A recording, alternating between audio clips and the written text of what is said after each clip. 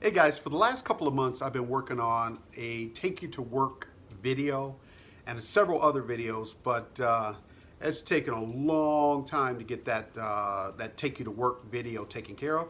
Hopefully that'll be out real soon.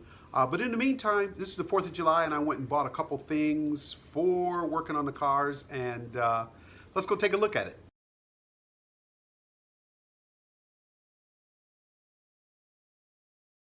I got this pressure tester kit and this aluminum low profile jack, and we're going to test those out, see how they work. I'm going to test out this quick radiator pressure test kit from Harbor Freight. Got it here for a radiator, not a radiator leak, but a coolant leak on my wife's car, and going to see if this pressurizes it and shows us where the leak is. Basically that's where the coolant leaked out, and we'll move the car over here, so we'll pressurize it and see if we can figure out where the leak is. It's like number 16. I took the upper radiator one off. There's a lower one there, but wow, this one fits on there like it was made to do that.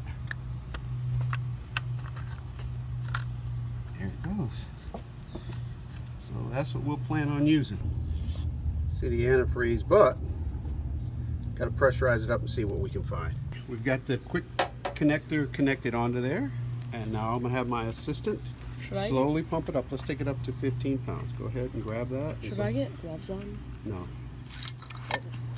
Keep taking it up until you see it hit 10 pounds.